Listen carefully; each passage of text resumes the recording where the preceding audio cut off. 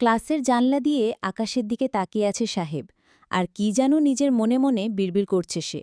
পাশে বসে বসে পার্থ অনেকক্ষণ এই জিনিসটা লক্ষ্য করছিল। হঠাৎ বলে উঠল, কিরে, পাগল হয়ে গেলি নাকি?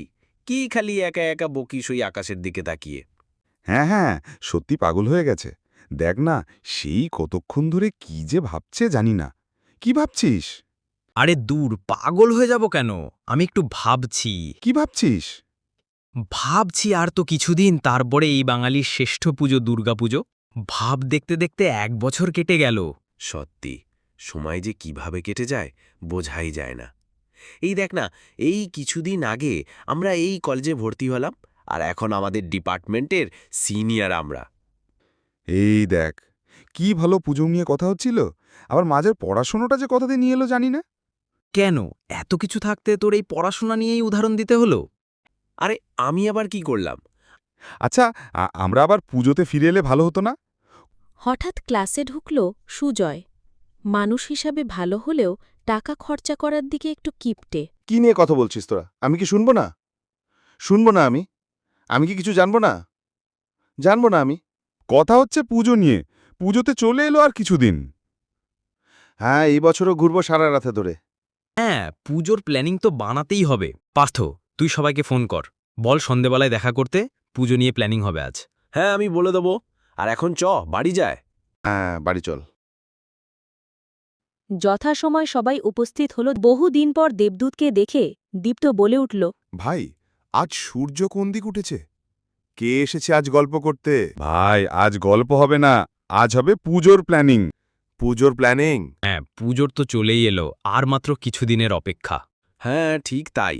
কিন্তু এই বছর আমরা বাইক নিয়ে বেড়াবো। বাইকে করে ঠাকুর দেখবে? হ্যাঁ, চলো চলো। কিন্তু বাইক কোথায়? আর তার দিয়ে বড় কথা, লাইসেন্স কই তোদের? বাইক নিয়ে চিন্তার কিছু নেই, বাইক তো ভাড়াও করা যায়, কিন্তু সব দিয়ে ভালো যে যার ধুম সাইকেল নিয়ে বেড়ায়, না পুড়বে তেল আর না দিতে পারবে মামারা কেস। এই কথা শুনে সবাই হেসে দিল। পার্থ আবার বলে উঠল, আচ্ছা, একটা ভ্যান ভাড়া করে নেব, সবাই একটু একটু চালাবে, আর সব দিয়ে বেশি চালাবে দীপ্ত। আরে মজা না রে, কি করবি বল? ক্যান্সেল ক্যান্সেল, বাইকে করে ঘোরা ক্যান্সেল। এই একদম ক্যান্সেল ক্যান্সেল করছিস হ্যালোয়ে। যাব তেমন হলে আমরা ব্যাটারি গাড়ি নেব, কিন্তু যাব মানে যাব। হ্যাঁ, এই ব্যাটারি গাড়িটা ভালো হবে, তাই করো। আমি ভাবছি এইবার টিভিতেই ঠাকুর দেখে নেব। অনেক ভিড় হয় জানো তো, অনেক কষ্ট হয়ে যায়। হ্যাঁ, কষ্ট তো হয়, তার সাথে হয় অনেক খরচা। এত খরচা করে কি হবে বলতো? এই দুজনকে একেবারে বাইরে বসিয়ে দে তো। সত্যি এত কিপটে কেন রে তুই? সত্যি, পুজোর দিনে ভাই কিপটেমি করিস না। বছরে 360 দিন কিপটেমি কর, কিন্তু ওই 5টা দিন করিস না ভাই। আচ্ছা ঠিক আছে, চচো। এই যে শুধু, যদি না যাস আর শুধু শুধু বাড়িতে বসে থাকিস, তাহলে বাড়ির দিয়ে তুলে নিয়ে চলে যাব কিন্তু। আর তোর জন্য একটা ভ্যান ভাড়া করে নেব, ওটাতে বসে যাবি, আর সুজয় না হয় ভ্যানটা চালিয়ে নেবে। শুনে আবার সবাই হেসে ফেলিও। তাহলে কি সত্যি বাইকে করে যাবি? হ্যাঁ রে। আমি কিন্তু চলতে পারবো না। না, আমি বসে যাব।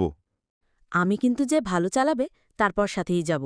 বলছি, তোমরা আমায় সাবধানে নিয়ে যাবে তো? না, আমরা তোকে ধাপার মাঠে ফেলে চলে আসব।